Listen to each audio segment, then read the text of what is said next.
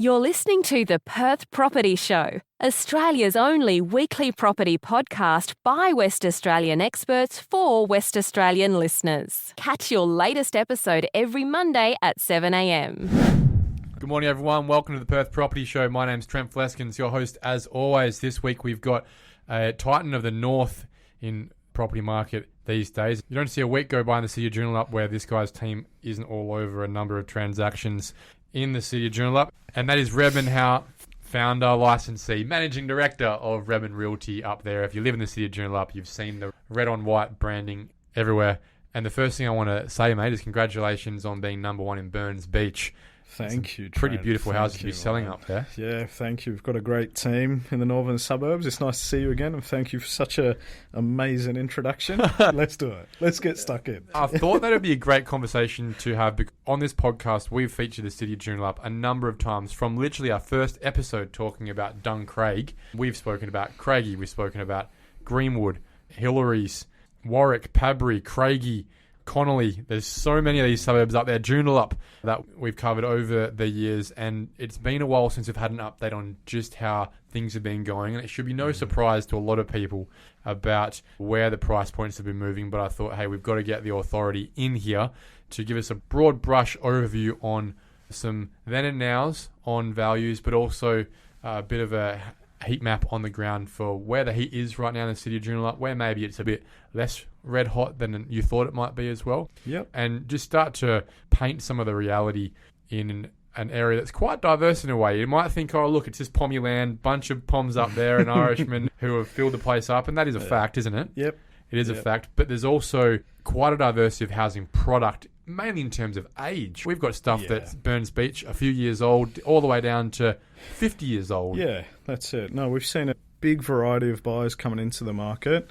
The areas we predominantly sell in are Burns Beach, Iluka, and all the way up to Alkimos, Eglinton, and even get some listings up in Yanchep. Joondalup, where our office is located, has probably surprised us the most as of recent times. We've seen some standard 4x2s with a pool selling over the $1 million mark.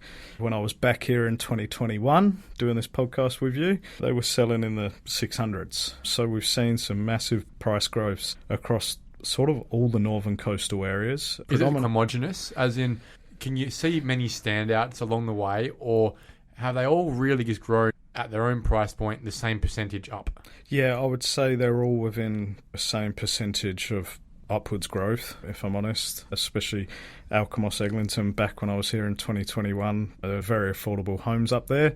Now standard 4.2, a year to 2 years old, they're well into the 700s, 800s, which we're noticing back then we were selling them for $400,000-$500,000. So things have jumped exponentially across all the coastal suburbs. The standout suburb for us, we've got a team at our office, Gina and Joe Buckle, that predominantly sell Burns Beach. That's just had year-on-year growth non-stop between 10 to 15%. I guess because of the premium location that it is in, Ocean Reef Marina as well, that's actually happening and underway. And yeah, just the demographic, the people that are in there, they're professionals, most of them business owners as well. And we've noticed that as soon as one of the properties comes up for sale, that we're receiving multiple offers on them above indicative appraisal ranges, which is, I think Burns Beach in particular has been the most standout suburb that we've witnessed to see this crazy growth. Burns Beach is a little bit of an enclave, isn't it? It's bordered to the north by a reserve. Yeah, that's it. And to the south, you've got probably what was the premier suburb in the area, Iluka. Yes. I remember a year ago reporting on Iluka with rents at $1,350 a week. Yep. How does that happen? You look at somewhere in the western suburbs, like in Nedlands, the rent isn't that much per week. Yeah, so we actually manage a property in Iluka for $1,500 a week on Atlantic Avenue. Who can afford that, and why? Look, how can they justify that price? So we've had a lot of corporate tenants come to our agency asking premium high-end rentals, but we also have a lot of local families that specifically want to get into those suburbs. Burns Beach Primary School is now built and being used on a daily basis. So a lot of professional couples that want their children in that school, they will pay that kind of money to rent a property in these premium areas. Wouldn't you just buy at that rent? Look, everyone's got their own opinion, right? Is it just a case of, if I could, I would? Yeah, and because there's just an absolute lack of stock coming to the market in all the northern coastal suburbs, a lot of the ones that we put up for lease in Burns Beach, Iluka, we've got one in Ocean Reef that's $13.50 per week as well. They just go within a fortnight, and every tenant's got their own story as to why they want to rent for that amount, and they're beautiful homes at the end of the day. It's really hard to wrap my head around it, to be honest, as well, let alone anyone else listening. You'd really struggle to see within 5Ks of the city, which nominally should be more valuable property in a way, a property renting out for more than $1,000 a week. It's pretty hard to see many people piercing that ceiling. But that's where the yields really start to drop. You could have the property be worth $4 million, but really hard to see people paying more than $1,000 a week. At some point, they eventually just go, hey, I'll just buy the house. I don't need to be a tenant. Getting your head around being 25, 30 Ks from the city, yes, on the beach, yes, probably in fairly large houses built in the last 15 years, some would say mansions with views. Beautiful homes, It is still hard to be like, Jesus, like, why wouldn't you just go live in Swanbourne if you're going to rent for that? Yeah, I guess so. It's always that question that a lot of people ask me, but ultimately, a lot of the people that are in Burns Beach and Iluka do stay within the area. They're either moving from one suburb to the other. Same goes for renting as well. Most of the applicants that we get on something big in Burns Beach or Iluka or even Mindarie, they've all been in the area for many years. There's an invisible wall at Sorrento, is there? Yeah, I believe so. Yeah. But yeah, everything that we've put on the market above $1,000 per week has been snapped up relatively quickly. And we have had a lot of interstate tenants come over here for our FIFO jobs. So they'll relocate the whole family into these really nice luxury homes and working at the mines. We've had coverage over the years about house and land package suburbs. Right? And the thing about City of Joondalup is at some point in the last 50 years, you would say that each of them have been the house and land package suburbs. At one point in the past, places like Currumbine, like Mullaloo, like Ocean Reef or Luca, they were brand new land estates, just like Burns Beach. In contemporary times, we would suggest that places like Alkimos, Eglinton and Yanchep, they're those house and land suburbs where you're buying a package. Yeah. Now, we've generally been a bit nervous over the years about the downside risks of those. A lot of investors come into the market to essentially finance the creation, the construction of these suburbs, and over time, as if there's amenity, because that's not taken for granted, if that suburb ends up having good amenity because of good master planning, then you'll see it start to be replaced with owner-occupiers over time. Out of those suburbs, like your Alkimos, your Eglinton, Yanchep, which one's offering the best amenity, and which one do you think in 20 years' time will look at it as being the premium suburb in the area? Oh, that's such a good question. Based on my experience, we've got an agent in my office, Daniel Kay, that looks after Alkimos and Eglinton for us. And Alkimos last 12 months has gone up 12%. Eglinton has gone up 11.5% over the last 12 months. And another case study for us is that we just listed 2 brand new properties in Eglinton where they just finished the construction and they were interstate owners and they just wanted to sell them. And what the turnkey cost for that house and land package, what we've just sold it for, has gone for a whole lot more than what they actually built it for. So we are noticing a lot of the interstate buyers that are investing in these particular areas are building the properties and just selling them as soon as they get in the keys because the market has increased. So you've probably seen on the news today that Costco's has just come out that they're going to be taking a tenancy on Romeo Road in Alkimos. So I believe there's just so many amenities and shopping centres and leisure centres that are planned for that whole northern coastal corridor. Is it a risk to buy up there? Back in 2021 when we had our last discussion, it was a bit all over the place, but now we're seeing a lot of people moving up that way and purchasing property up that way and really enjoying what it has to offer.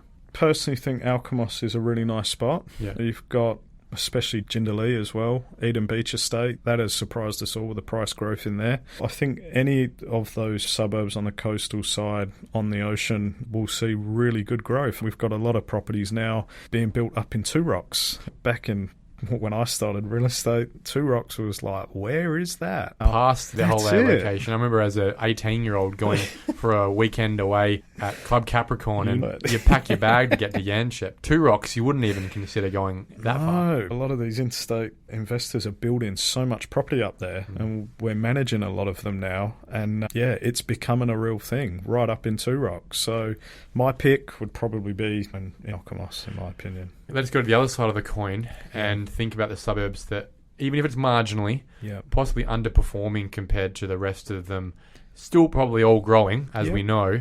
But is there any opportunity there where you look at it and go, that actually hasn't done as well as I thought it would have, and the amenity is no different to the suburb next door? Oh, not in my opinion, Trent. I think everything, like in the areas we particularly cover, the northern coast, all of them have been performing year-on-year growth. You can't set them apart. You really cannot set them apart. I guess some may say Alkimos and Eglinton not as busy as your inner north, say like your Currumbine, Joondalup, Heathridge, Belden, Craigie suburbs, where you're getting still 30, 40 groups turn up on one home open. Is that just a function of location, distance? Literally, it's just distance. That's what it comes down to. But coming out today saying they're going to build a big Costco up there, again, it's like when these amenities catch up to those outer north suburbs, will they be the next big thing? So you list a property on the weekend. Yep. It's worth $800,000. Yep. Are you getting more people to that home open if that property is an older property on a full block in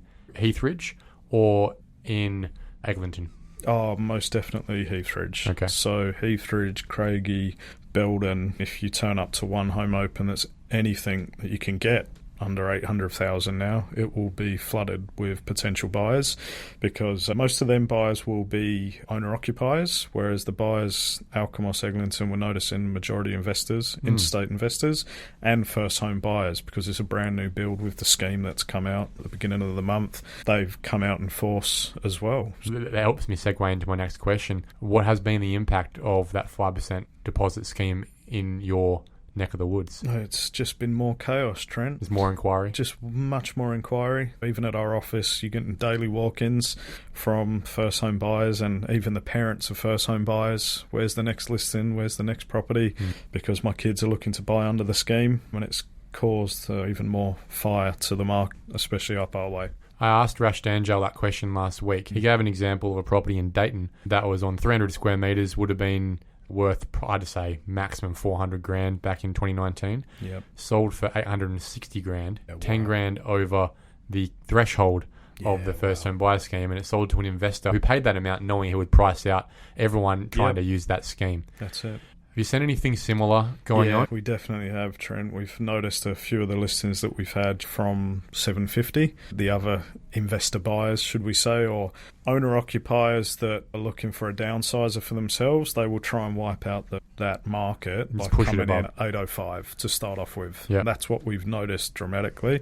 And we had one, especially in Quinns Rocks. The client purchased that with us in 2020 for $549, and about 3 months ago we sold it for $910. This was before the scheme came out, but just the price growth, just with that in itself, with the client actually not doing too much to the property, just explains what's really gone on up in the suburbs.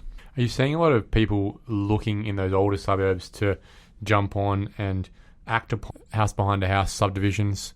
For sure. Are they building, or are they just splitting the land off? They're splitting the land off. We haven't seen too much building. Just cannot be bothered. And even our builders that we know, that we've worked with for a number of years, they're even telling us as soon as the property's built, we're turning up to do the key handover and a for sale signboard's already in the lawn, because the market's increased in the 12, 16 months it's taken them to build it, and they're just cashing them in. You know? We've covered suburbs like Padbury, Craigie, Warwick, Belden since day one, as I said, and I've taken particular interest over them. And over the years, when I've had my top 10 suburb forecasts at the start of a calendar year, people wouldn't have been surprised if they look back. They'll see places like Craigie, Heathridge, Padbury in those lists, especially in those earlier years. I'm pretty proud to see that those have paid off pretty well with those forecasts. But can you talk to just how much suburbs like Craigie have grown over the last, let's say, 6 years? Oh, 6 years back when I was selling in Craigie, even 8 years ago, we were selling 3x1s for high 300s. Now, you cannot really find a 3x1 on a full-size block for less than 750, 800,000. So they have had and more than double. Biggest price growth. Me personally, I bought one in December 2023 in Craigie, a 3x1 on a full-size block. You look at the bank valuation on that now, it's gone up so much more, and that's just in the space of 2 years. You know what I mean? So it's that market in particular, you absolutely called it at the time. And I remember at our 2021 podcast we did, those were our hot suburbs to buy in, and those have been the most surprising. Even though I'd like to say I called it, I'm surprised how far it's gone. Yeah. People selling property in Craigie, for example, for over $1 million, $1.5 million for some of these properties. And you couldn't fathom even $700,000 in Craigie before COVID. Yeah. The question that comes from that is, are you seeing people capping out, not being able to afford things? I'm just so surprised that these suburbs that historically have been low income, low socioeconomic suburbs pre-COVID are now at price points that are far higher than what suburbs like Hillary's were pre-COVID. Yeah, I think just because, again, it just comes back to being in a fantastic location, right? And we haven't seen capping out from many potential buyers on any of our listings that we've had in Craigie Build and Heathridge. Wow. It's just been an absolute frenzy. And I thought that it would at least cool its jets sort of 12 months ago, but it has just not stopped at all. Everything that's listed in those areas, there's multiple offers on each property, and it goes for well above the indicative appraisal amount. If you've got 10 people putting an offer in on your properties right now, can you split them up between first home buyer, investor, and someone trading property out, downsize, upsize? I would say it's a third of each, thereabouts. Mostly first home buyers at the moment. We have a lot of interstate investors and a lot of owner occupiers, but the problem is with the people that are coming through looking to purchase it to move in, they're in this crossroad of they have their property ready to go, but they still will need to sell it before they buy. So I think this is what this lowest level of properties available to the Perth market has had a direct impact, because everyone's scared to go on the market and make the jump. No one wants to be homeless, and you can understand that, right? And that's where I feel like we're at this crazy crossroad with the first home buyer scheme that's come out. We've got interstate interest still in all the northern coastal suburbs, and we've also got owner occupiers that are just staying put until the perfect one pops up. But then as a selling agent, if a buyer comes to us and goes, oh, we're subject to sale of our home, our first question, is it on the market or is it under offer? And if they say no, sometimes our sellers, they probably won't want to entertain the offer as much as someone that's got, I've got my finance pre-approved, I'm ready to go, or an interstate investor going, I've got the cash, here's a cash offer, we'll settle in 28 days. It's this really weird circular catch-22, right? Where they're all caught with their own, not my problem sort of situation, that's exactly but it is their problem the other way. That's exactly it. So if we use your office as a case study, how many listings would you guys run with at the moment in any one point in time? On average per month, we aim for 15 to 20 listings per month. And a crazy thing to let you all know is that 2 weeks ago, our whole office was sold out of stock. That's the first time in 8 years of running this business that we actually had a listing for sale. Everything sold, which for me was... It's a good and a nervous thing at the same time. It was great because everything had sold, but at the same time, you're like, wow, where's the next listing coming from? And then you see the REWA stats that come out at the beginning of the week, 2,779 homes available in the Perth metro market. Very interesting times. The pie is a lot smaller for agents. That's exactly it. It's worth more, but it's smaller. That's exactly it. If all of your appraisals had somewhere to move tomorrow, how many listings do you think you'd have? Oh, it would increase double, even triple. And we do have a lot of clients that are signed up off market where we've had the photos taken, we've had a video done, we've had the floor plan created, but they're sitting in our system waiting for them to find a property to purchase. As soon as they find something, theirs is ready to go live as soon as the offer's accepted on their purchase. Is there any obvious solution to that, to helping mobilise people, or is it just the outcome of a private treaty system? It's actually a really good question. We discussed this at our huddle last week with the team. This is something as well that one of my team members brought to my attention, is to actually get a little bit creative with our sellers' contracts of sale. So adding in different special conditions as to, with conveyancer and solicitor advice, of course, but if they were to accept an offer on their property today, that the buyer is aware that the seller has 30 days to go and find and purchase a property. If by the 30th day the seller hasn't found a property, then the deposit is refunded in full and the contract comes to an end. That's a lot of risk on you guys as well to have to maybe resell that property again. The thing is, Trent, is that there are that many buyers lined up for properties that we have when we get them up for sale. We have to be a little bit creative and try and protect our sellers in a sense. It's a case of, look, Red, we want to sell. What can we do here, especially if we don't find something when we do accept an offer on the property? Whereas you can add certain special conditions to the contract that can suit the seller. The buyer's fully aware and agrees to it. And then it's just trying to find a solution for the seller so that they can go to market and actually sell. This is a great train of thought here. My advice to buyers has been not only focus on price, obviously important, but be flexible around your terms for settlement to facilitate sellers being able to move as well. And it hasn't been the suggestion you've had where a seller can just pull a contract if they haven't found anything in the next month, or actually the buyer allows a rent back for free for 6 months or an extended settlement for 6 months so that the seller feels comfortable enough to press go on executing that sale. 100%. Those are the key negotiation ones that we would try for first of all. You never have to do that 5 years ago. No, never, Trent. And some buyers are even waiving a building and pest report just to make their offer look more attractive to the seller. Look, I would always say have a really good connection with your finance broker. Have your pre-approval or a pre-approval letter ready and available to provide to the real estate agent. Even the direct contact number and name of your finance broker. A lot of agents give out a provisional offer form for you to fill in. Make sure you put in there absolutely flexible so that when you do actually sign a formal written contract to be presented to the seller, go in there strong with your price point. Don't go, I might go in a bit lower and then if he calls me I'll go up another $2,500 or $5,000. Just go in strong. Go in at what your budget is, what your pre-approval states that you can go to, and also just be flexible with your conditions. We have had a few incidents where we have received multiple offers and we've received letters from buyers where it's explained their situation, where they're currently living and why they want to purchase this home. Things like that are really nice. So add a personal touch. It's a real personal touch, and even me as an agent, it gets me in the fuzzies. It's hard to admit as an agent because you really obviously have a fiduciary responsibility to just get the best price and get it sold for your seller. Yeah. But we're all human, aren't we? Look, this guy's lost 8 houses I've sold here. I feel for him. I want to help him. Maybe I'll put him forward.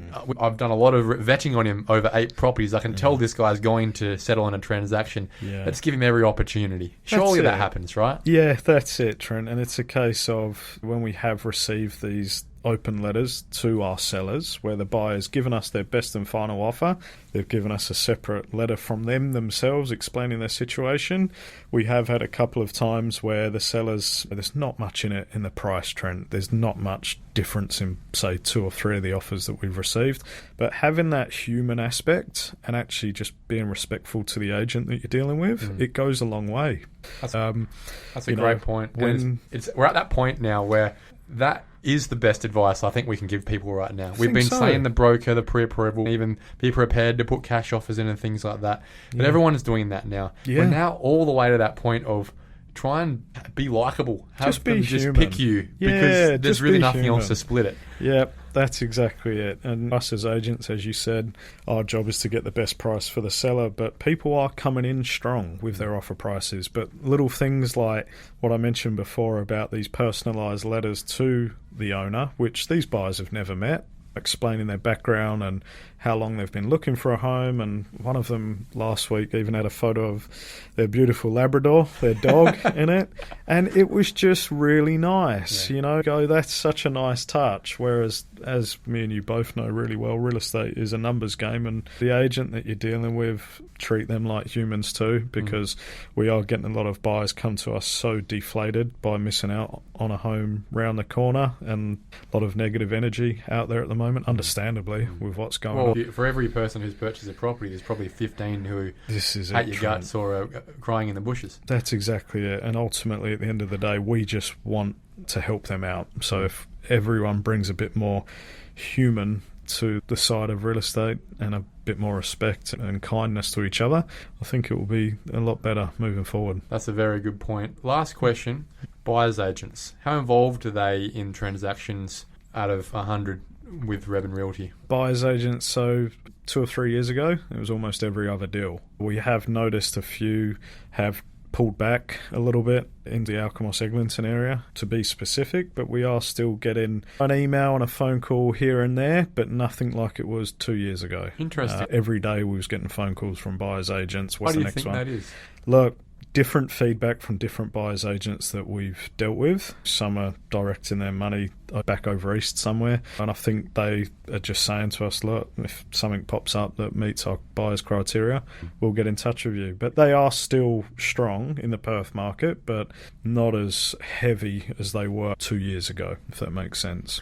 Redmond, appreciate your time, mate. That's a really good conversation from the qualitative and quantitative information about what's going on in the ground in the city of Joondalup right now. And I'm sure we'll have another update in the next couple of years. No, thanks, Trent, for having me on. A pleasure as always. Thank you for listening to another episode of the Perth Property Show. If you've only just joined the conversation, you can catch up by heading over to our website, perthpropertyshow.com.au, subscribing to the podcast, or joining our Facebook page. Don't forget to tune in next Monday at 7 a.m. for more expert insights, local analysis, and suburb spotlights. Happy hunting!